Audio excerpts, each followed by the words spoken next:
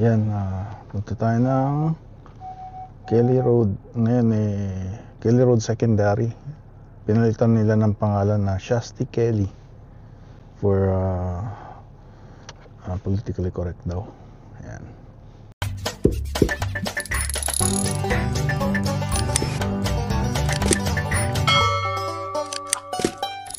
Yeah, boy.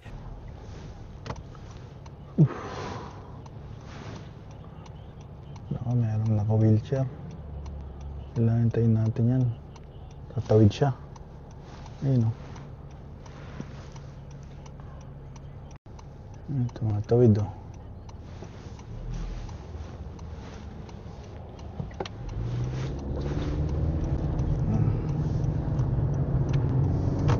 Yes, ganda ng panahon. Pero ano siya, 10 degrees. Hindi naman masyado malamig. Pero malamig sa loob ng bahay. Nag-ano nga kami kanina yung pilot light ng furnace naka-off kasi hindi ko ginamit ang heat nga buong summer, di ba? So automatically ata na namamatay yung pilot light. Kaya ni-YouTube pa namin yung procedure. Yung kailangan yung YouTube yung brand name ng furnace, tapos ginugol ko, tapos sa videos may mga YouTube videos para doon. Kaya nagawa namin, nakasave kami ng service call sa mga yung ng HVAC furnace si service. Yan. Pero kailangan alam niyo yung ginagawa niyo pag kayo ang gumawa nun, kasi baka sumabog kayo gas kasi yun Yan. BCGEU nag-ano pa rin sila, strike pa rin Ang problema sa BCGEU provincial worker sila, yung government ng BC. So pagka tinaasan yung sweldo nila, siguradong tataas yung taxes ng BC residents, Yan. Kasama yung mga BC liquor store, cannabis store. Sumama na rin sila mga correctional officer. Yan. So halos more than some buwan na ata, 4th week na ata nila to na nag-i-strike dyan, rain or shine. Yan. What happened there? Look, something wasted in there. Oh man, somebody got hurt there.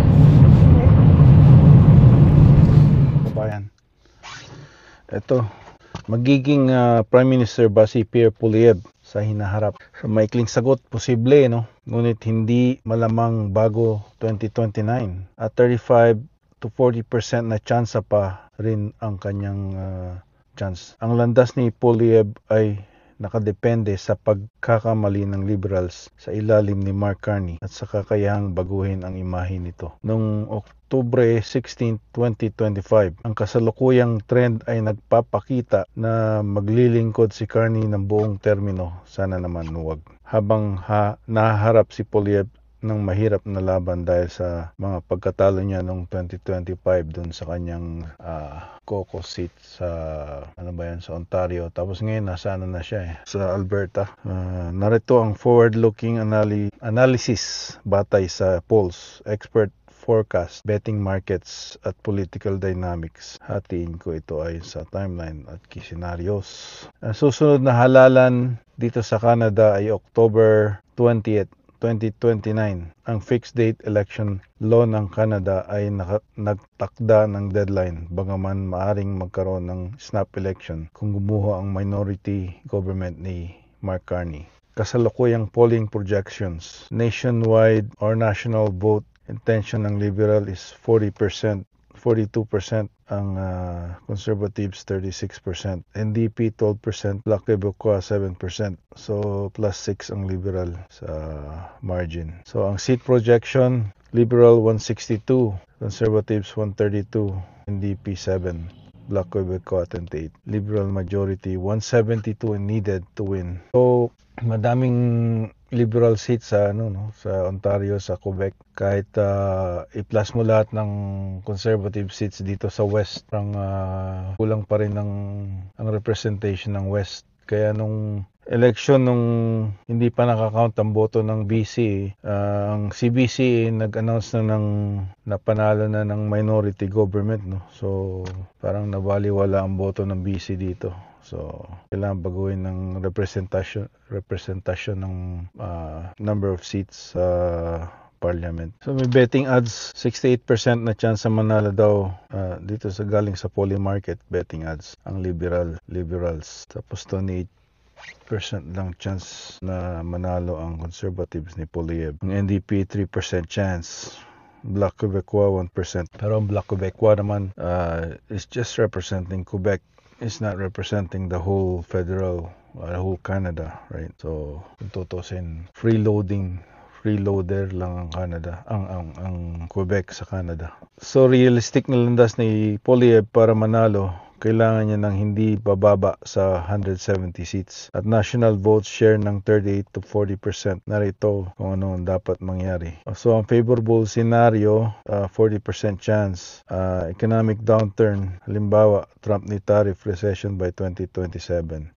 ECCC si Carney sa inflation, kasalukuyan 3.2%. So ang impact sa seats, plus 15 conservative seats sa Ontario and BC pagka nag-swing votes ang Ontario and BC, no? Madagdag ng plus 15 ng conservatives. Yan ang isa sa mga posible na mangyari na maging 40% chance na manalo si Poilievre. Tapos pagka ang NDP nag-collapse under 10 seats, sa ngayon 7 seats sila ngayon. So mawawala ang left-wing support ng liberals.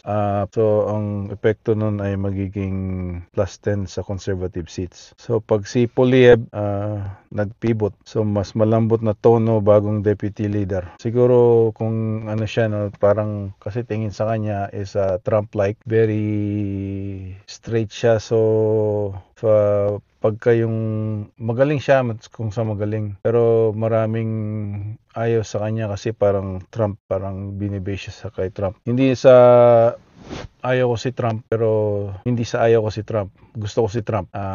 The way na mag-accomplish siya ng focus sa task. Ang dami niyang in and the wars, right? Ang dami niya. Para sa country niya, is working for his country, for his citizens. Ang ayaw ko sa current government ngayon ay yung hindi Canada first. Yung mga Canadas is napupunta sa ibang bansa, right? We're being compassionate and humanitarian, but ang nangyayari yung problema dito sa loob ng Canada laganap at napakalaki ng homelessness, drug addiction, tsaka crime. Yan. So makuha muli ng Ontario at ang Quebec pagka pivot si Poilievre ng mas malambot, magiging plus 12 seats sa kanila yon. At saka kung yung scandal kay Carney, yung Bank of England, yun yung Bank of England yung scandal na tumaas ang inflation at bumagsak sa utang ang Bank of England dahil sa pamumuno ni Carney nun. Hindi naman siya tumira dito talaga sa Canada, no? So hindi siya, wala yung puso niya sa Canada. So I don't know why naging prime minister siya, no? So babagsak ang epekto nun pagka yung mga scandal niya babagsak ang approval sa 45%. So plus 8 yun, projection sa conservatives. So total projected seats sa best case scenario na pag nanalo ang conservatives 167 seats. Kulang pa sa majority, 172 majority. Kailangan ng Bloc NDP abstentions para sa minority government. So kailangan ng isa sa mga party. Ang Green Party, may isang seat sila nag-hold sila din ng power. Kasi ano dito 3 three-party system, di kagaya sa US na two-party system. Tapos meron pang mga insignificant party na NDP. NDP pang third eh. Tapos may Green Party, may Black Quebecois. So, ang pagka gumanda naman ng ni Mark Carney government niya kung ang mag-start ng housing at mag 20% ng pagtaas ng housing at magbaba ng crime ng 15%, ang probability na mag-boost ang kanyang pangalan magiging impact sa seats ng -10 sa conservative seats, no. So pagka si Poilievre nag-stumble siya sa kanyang leadership, so pagkatapos ng 2026 by election loses, yun isa din yun. Baka tsaka yung US stability, pag nag-stabilize ang US at makakuha ng magandang deal si Carney, isa pa yun magiging probability na magbuboost ang pangalan ni Mark Carney. Steady hand mananatili, narrative na mananatili. So -8 yun sa projected seats ng conservatives kung steady hand at US stability relationship Canada ang government ni Mark Carney. So pagka yung nangyari yun, total projected seats sa worst case scenario, magiging 180 na lang yung seats ng conservative, which is the worst case scenario. So longer term outlook, 2030s. So pagkatalo sa 2029, comeback sa 2033, 25% chance. Kung matalo uli si Poilievre, magre-retire siya sa 54 na taon, bata pa sa politika. Bagong leader, halimbawa si Daniel Smith or si Melissa Lantsman. Si Daniel Smith isa premier ng Alberta na pwede rin maging leader ng conservatives. O si Melissa Lantsman daw, hindi ko kilala si Melissa Lantsman. Maaring manalo sa 2033. Ngunit ang common sense brand ni Poilievre ay mananatiling kilala. Yan, si Poilievre mas madaming common sense yung mga sinasabi niya, no? So early snap election 2026 maybe or 2028, 15% chance. Mangyayari lamang kung i-withdraw ng NDP ang suporta sa budget fights. Tumaas